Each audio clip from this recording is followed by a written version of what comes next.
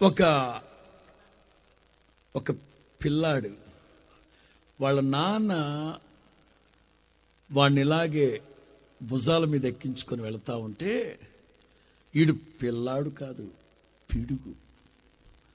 వీడు అడిగాడంట, నాన్న నాన్న అమ్మ ఎప్పుడు చంకలోనే ఎత్తుకుంటుంది, మరి నువ్వెందుకు భుజాల మీదకి ఎత్తుకుంటావు? అమ్మ ఎప్పుడు చంకలోనే కదా ఎత్తుకుంటుంది, మరి నువ్వెందుకు భుజాల మీదకి ఎత్తుకుంటున్నావు అని అడిగాడట వాళ్ళ నాన్నని. తండ్రి అన్నాడట, అమ్మ మనసు ఎట్లుంటుందో తెలుసా, నా కొడుకు ఎప్పుడు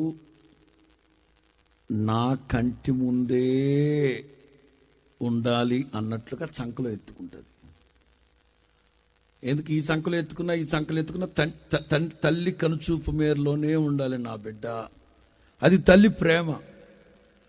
మరి మీరెందుకు నాన్న ఇక్కడికి ఎత్తుకున్నామంటే, తండ్రి మనసులో ఉన్న అభిమతం ఏంటో తెలుసా, ఏ కొడుకైనా సరే తండ్రిని తలెత్తి చూసేటట్లుగా చేయాలరా కొడుకు, అంత ఎదగాలి నాయన.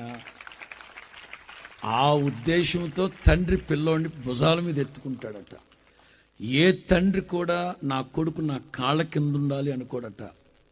నా కొడుకు నా తలెత్తుకుని బ్రతికేటట్లుగా చేయాలి నా కొడుకని, అందుకని ఇట్లా ఎత్తుకొని చూస్తూ ఉంటాడండి పై.